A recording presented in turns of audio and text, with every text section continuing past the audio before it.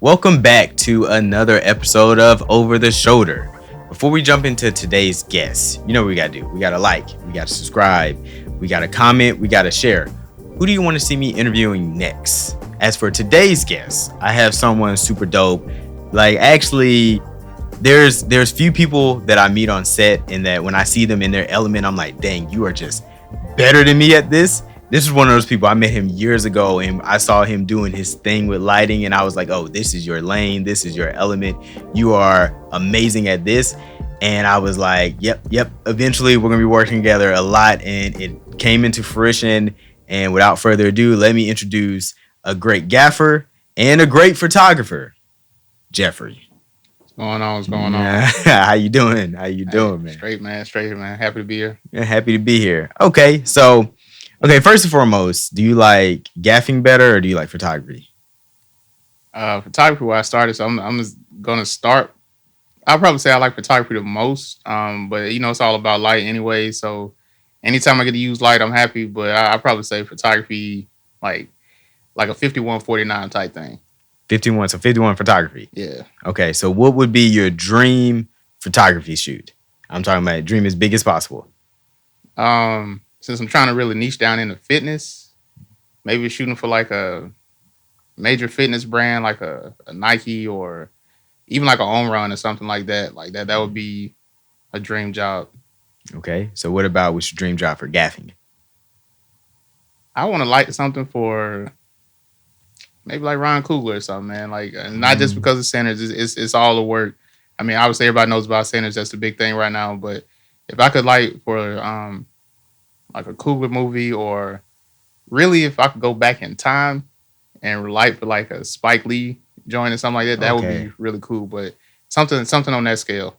Okay, so out of all the Spike Lee films, which one would you have wanted to light?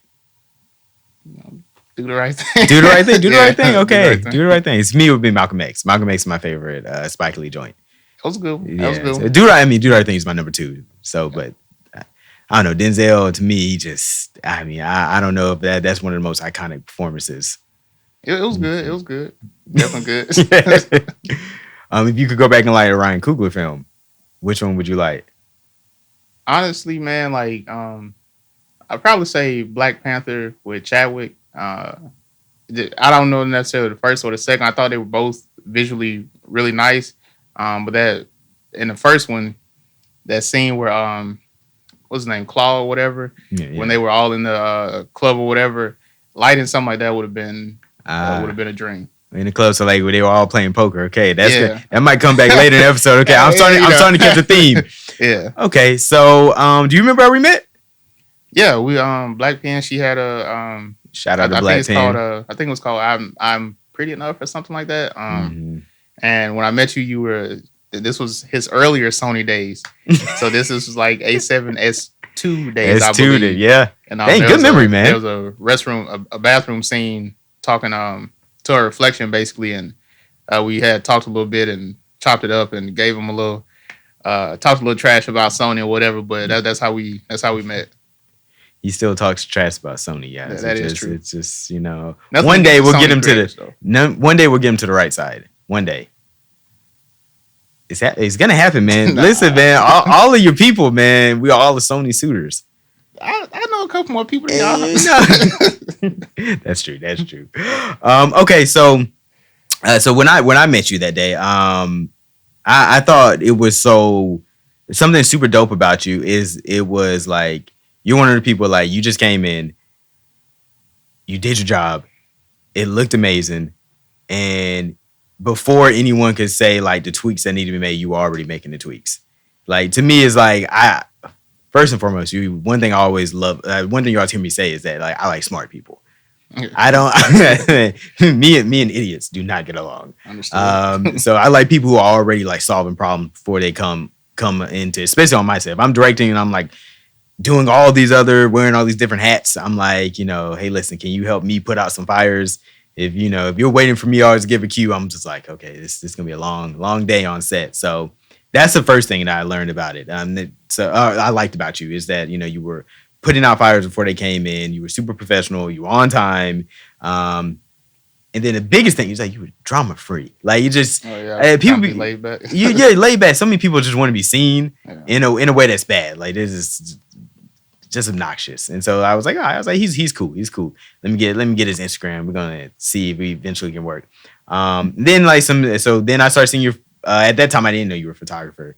So I get your Instagram and I see photographer. I was like, oh, okay. Yeah, okay. He cold. Yeah. He's cold. Like someone actually like I have a few different photographers who inspire me, and you're definitely one of them. I Like appreciate your it, appreciate lighting, and again, I love how you, especially when you do those split lighting situations. Like I've seen it recently, the ones you did with Stanley. it. Yeah, that was one of my Yeah, some of the coldest photos I've ever seen. Which, yeah, I mean, can you walk me through that real quick?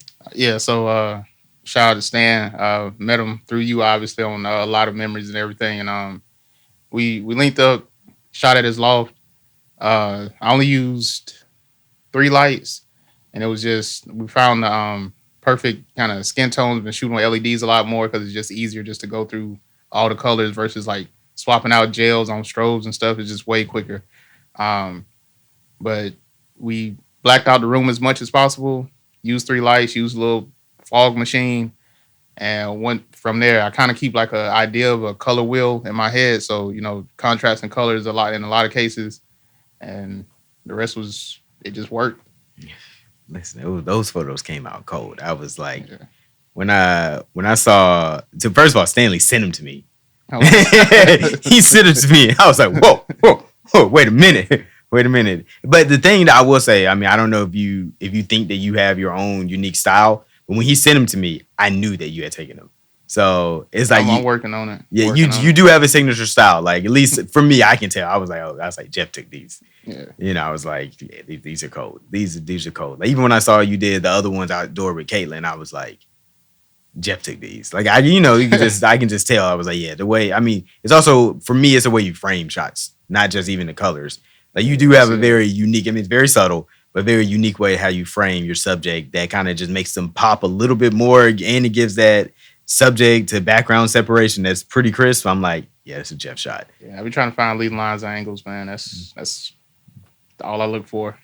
See, smart. Like I just that's the thing. I was like, man, just a smart man.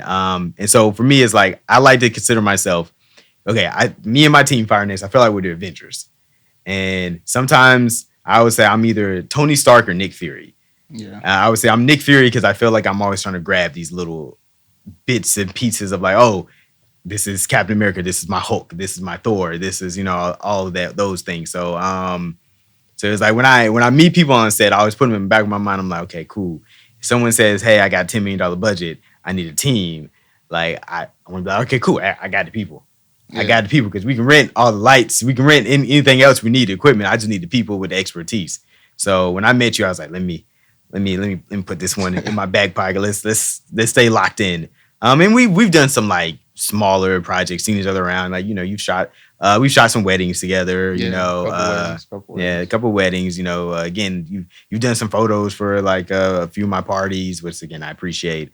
But this one we did a 48-hour film festival, and this is like I wanted to do like one of the bigger crews I've ever had, and I was like, this is the time I can finally get Jeff to light something. You've been telling me, he was like, hey, I want to light something. Yeah. You'd be like, just let me light something. So I send you over a script that Friday night, maybe Saturday morning. You read through it. What are your initial thoughts? Only because I hadn't seen like I wasn't familiar with the location. I was like, what are my space constraints? Was like my number one concern, just not knowing what I was walking into space wise. Like, where would the windows be? Were they all white walls or, different things like that you got to think about. So for trying to craft a look and everything. And then just did I have like the lights and modifiers I was going to use? Like what, space was probably my number one concern. Just space and just how white the room might be. Cause just, trying to control the spill of light is always something you got to consider. So I'd probably say that was my number one concern. Number one concern. Okay, so how did you tackle that? Well, we tried to flag off something. We bounced the light into a corner just to kind of give like a ambient kind of raise the levels in the room a little bit, and then I know you asked for like that kind of baby bluish light in one of the more nostalgic scenes. So trying to figure a way to put that in, use that as part of the scene without it necessarily being in frame was a little bit of a challenge. But flagging off lights was probably like that was how we controlled the spill. Mhm. But it did teach me something I need to add to my kit is I definitely need to go ahead and invest in flags. Like I have scrims and all that, but I need to invest in some flags for real. So that That's is next. that's next. That is next. So yeah, me and Jeff have this shared. We don't need to buy Problem. anything else. Problem, We yeah. just buy way too much equipment and gear. You Yeah. know, I have never felt so seen. Then when I heard Jeff started talking about all the things that he wants to buy and he will buy, and I was like, oh, so this is what I sound like every Yeah. single day. So okay, cool. So when we actually get we get like we don't get a flag situation, but we kind of control a lot of spilling. And then when you see the look on camera for a lot of memories, what are your initial thoughts of just seeing that? So I thought it looked pretty good, especially considering the time that we had. I mean that was the beauty in that challenge was to really just you couldn't over focus on trying to make everything necessarily technically perfect. You know what I'm saying? You only had a limited amount of time. They gave y'all the script and you had to write it. Well, they gave you the idea or The prompt. the prompt. So y'all had to come up with the script and do everything like really quick. So I mean, I definitely appreciated the challenge when I looked at it. I was definitely happy with what we were able to do in that amount of time.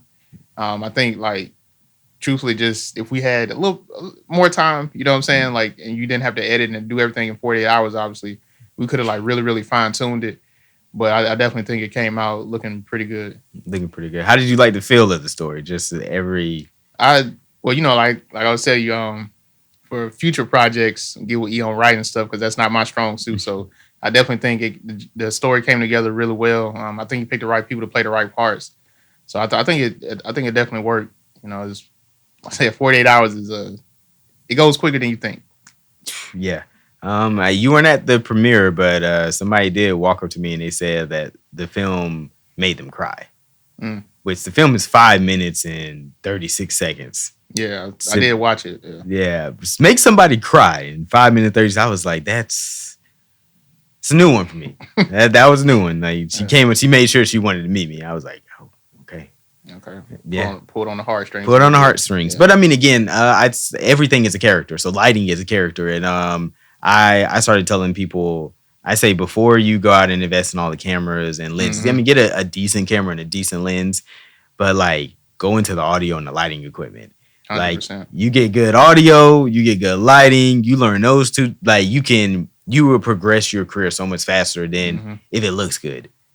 Unless you're just being a photographer, because obviously, I have people what asking me lighting camera recommendations all the time. And I still tell them like, especially when they talk about upgrading, I'm like, have you really learned lighting first? Even if you're just using natural light and you're using scrims or um, reflectors or whatever the case is, just kind of modify the natural light or augment it however you can.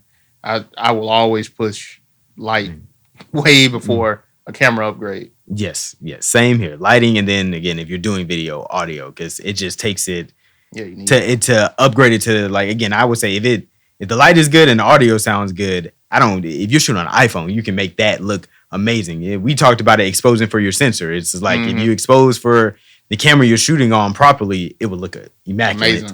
Amazing. So one of the films the film looked super amazing in the 48-hour film festival, and I heard two of the people on our team, Sierra and Crystal, and they were like, oh my god, what camera is this? And I was like, that ain't a camera, that's lighting. I was like, lighting, and then they were like, well, why? I was like, if you notice, they stayed in the same room, so whatever lighting setup, they were able to really just get it perfect, Yeah. and then they didn't move anywhere else. So it's like that's the point of like, and then I was like, if you look, there were no windows. So I was like, all of that's artificial lighting that they're just making look a certain type of way, and they can make it look crafted and look however they want to look. And it was a big space. It wasn't tight, it wasn't enclosed, there was a lot of open. So I was like, they were able to do so much. They probably had so many lights rigged up. I would love to see like the behind the BTS. scenes, yeah. But I was like, but that's a big difference. I mean, again, it was shot beautifully and it looked good. And it was shot in a red, so it wasn't shot on just, any type of camera, but it was. I was like, telling them that's lighting. That's the power of lighting. Lighting Yeah. gets a character. Like definitely for you, I know you're always gonna push audio and lighting. For me, from a photography perspective, because pictures don't talk unless it's a movie, obviously. But Mm-hmm. I'm always gonna push lenses and lighting. So that's yeah, that the lighting makes a huge difference. Okay, what's your favorite lens to shoot on right now? Mm. So remember how you said we got problems buying gear? I think if I can't narrow it down to just one, but if you told me I had to do a portrait session, I could only take two primes. I'm probably going 50 mil and 28, both fast, like 1.4. Um, if I have to only have one lens, I'm just gonna go for versatility. I'm gonna pick a 24 to 105. Fair, fair. F4. Yeah, I'm not Mm. buying that. I don't shoot Canon, so obviously that big 24 105 28 they have. That's I don't want all that F4. Mm. F4. Okay, okay. What do you think about 1.2s? If you can afford them, they're cool. I think some of the ones that's out there right now are huge. A little bit more than I need personally. And honestly, if you're depending on your distance, you're barely really going to notice and the focal length. You're barely really going to notice the difference between 1.8 and 1.2. Personally, I would save the money and the size. 1.4 is a sweet spot, I think, for a lot of things. And it's not normally too big and too expensive. So I think probably 1.4, but 1.2s are cool. They're huge. Yeah. Well, I just shot recently on Sony's 50 1.2. And it's I mean it's big. Theirs is probably the most reasonable size Besides, one. yeah, yeah, no, that's the one thing I actually do love about Sony is that they do make compact size. Again, I'm not a huge man, so I don't want all these huge kind of gear. I just So don't care to wait. but like yeah, they're 50 1.2 is like, again, it's definitely a lot heavier than I have like their 24 1.4. That's like nothing. Then you put it on Mhm. the lens, it's the camera pretty much weighs the same, but 50 is a little bit bigger than that. But I was like, oh, this is. But again, I just shot a wedding yesterday, and I shot with the 1.2. And I did the couples. We do the portrait session at the end of the Mhm. ceremony, and it was a waterfall with that blurred out. I was like, oh, oh, this is a Yeah, that problem. means he's gonna buy one I was like, real soon. this is a Real problem, soon. man. Yeah. This is a problem. I was like, let me go see what's the payment plan for these. Yep. Yeah. Okay. So okay, let me see. Okay, so with a lot of memories. So okay, when you're on set, because again, I don't. You've never really worked with me as a director. You work with me like we've been doing shoots and like I've collaborated with teams, but working with me as a director, did that help you see a different side of me, or is it like, oh, this is just E. This is what he does. Yeah, I mean, I'd probably say it's probably the same because I mean, even when we shot weddings, you kind of always had a plan and an itinerary. Obviously, you're gonna the wedding planner or whoever makes the itinerary, but you had like a sense of direction on how you want everything to go. So I mean, it didn't seem outlandish or anything like that. He wasn't like some terror on set or something like that. Just directing people, make sure everybody was where they needed to be when they needed to be there. So it's E. Let's see. Okay, I appreciate that. How did you feel like that was a mountaintop studio set? So how did you feel about like the set and the people and everyone coming together? It was laid back. Everybody got along. This was my first time meeting a lot of the people. I knew like 3 or 4 people there, but it was laid back. Everybody was cool, chill, got along. Didn't mind helping. Wherever they needed to help, whether that was their initial choice of job or whatever. But I mean, it just worked. It just worked, man. Yeah, can't touch you, Nick Fury, man. Put the pieces together. Yeah. Okay, so now after seeing that, did that inspire you to want to do some future projects or future endeavors? Yeah, I mean, being around you and I met you because of Cherie, so that was she was asked me to come that day to Pretty Enough, and so being around her, being around you, and being around the filmmaking thing, I've definitely wanted to get more into it just because you can get so much. I wouldn't necessarily say more creative with lighting than you can photography, but you can really expand a lot, with your lighting and everything. So and that's my thing. So I definitely think being around y'all has taught me like the way lighting really motivates a story versus just simply shooting a photo, trying to make a pretty image. Once you're trying to tell a little bit more of a story, it you kind of start to think different. So I'm looking forward to taking on that challenge. And I know I've talked to E about some stuff. I gave him we'll just call it the prompt, but the topic, the whatever you want to call it, but about some ideas that we have as far as like it'll kind of be on the comedy end, but we definitely got some ideas. Yeah. I would say the biggest thing about crafting light with photo versus video is I think photo is more of a wow. Yeah. And I feel like video is like a whoa.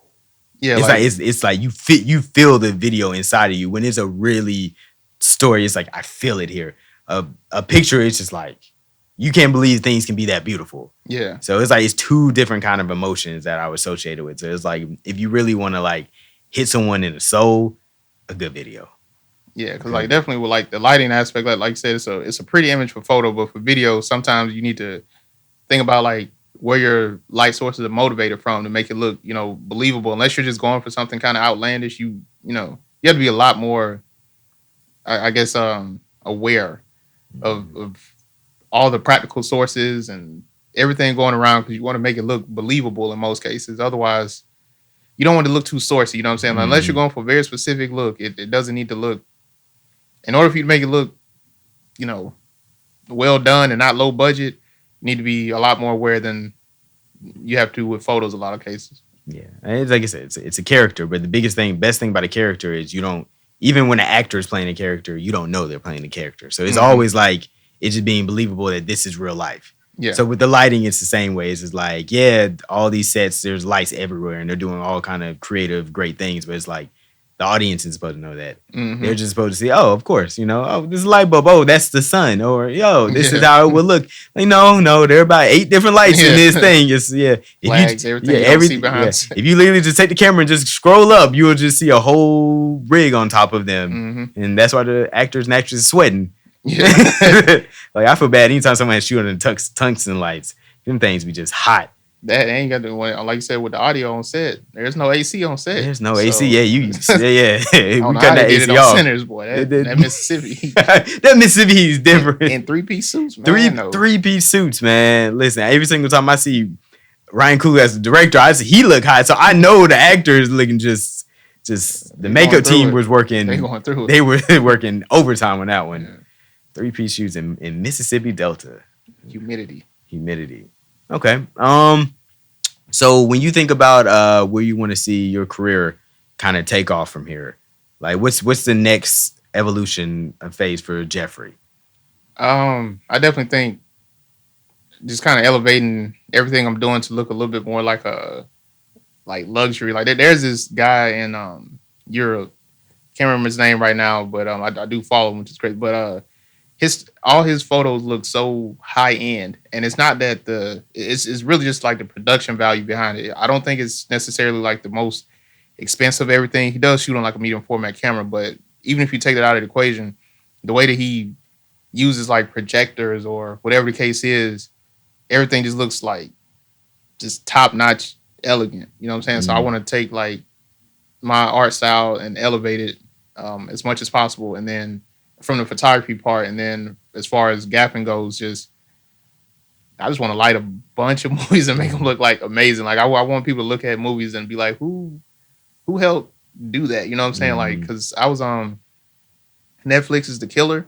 Okay. I thought that was really, really good. Like looking at it from my perspective, sometimes I'm looking like what lenses did they use? Because like that's amazing. But even looking at the way they lit some of the scenes, like the way that fight scene he had with the guy towards the end, or I'm sure everybody's seen it, so I'm not spoiling. It's been out over a year, but just even the scenes when he was looking through the windows, like that wasn't just natural light. You know what I'm saying? But if you're not aware of it, you won't see it. Like you're not supposed to. But just the way they do that kind of stuff and make it look just amazing that's what I'm trying to take all my stuff to. Okay. Would you prefer to do big budgets or more small budget films? What's the number on small? Okay, that's a good one. Okay, not small as in you ain't got no budget. Let's just say technically the definition of a small budget film is under 10 million. That's the technical definition. So let's small is fine. Small, yeah. So let's just say like that 1 million to 10 million. Big budget is like, okay, we're shooting Avengers.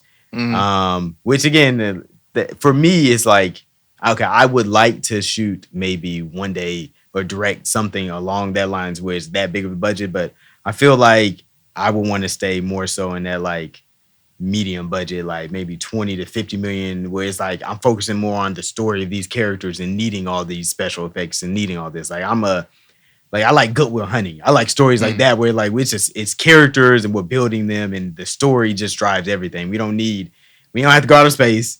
I don't need all this. So I mean, I have a few of those stories, but like for me, it's like what story are we trying to tell?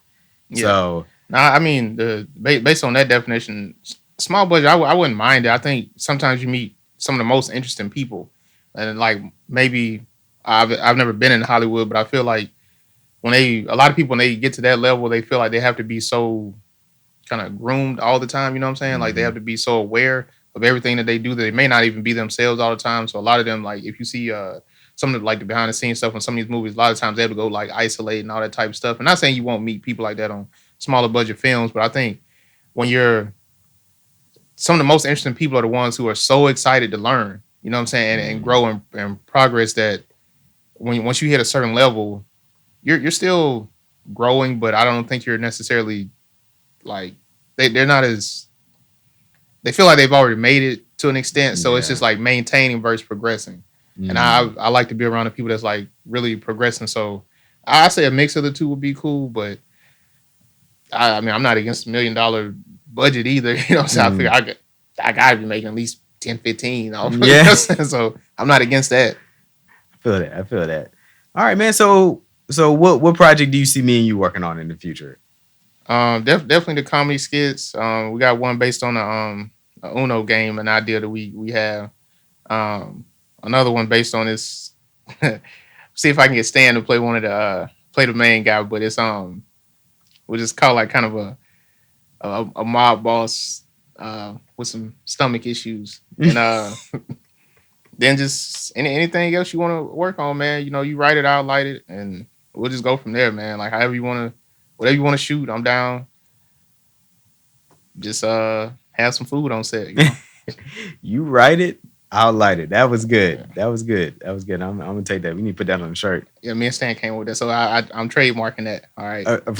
Yes. Well, hey, man, Jeffrey, I definitely appreciate you for stopping by and being on Over the Shoulder, man. It's like I said, I mean all the things when I say you're a dope photographer, gaffer, man. I can't wait to just keep being a part of the journey and just seeing how it naturally evolves and progresses, and you just keep elevating, man. And we just keep sharing our love of keep buying gear. You know, one day we're not gonna have budgets, and we're gonna just be able to get whatever we want. Oh man, they dropped this new thing, we already got it, we pre-ordered it. You know, it's just fine. It's gonna happen sooner rather than later. So definitely appreciate you. And for the audience, you know what we gotta do. We gotta like, we gotta subscribe, we gotta share, we gotta comment. Who do you want to see sitting on this opposite seat? We saw Jeff, he killed it today. But if you send me some comments of a project we worked on and you want to hear us break it down, how we did it, I can bring them on the show. And as I always say on Over the Shoulder, that's a wrap.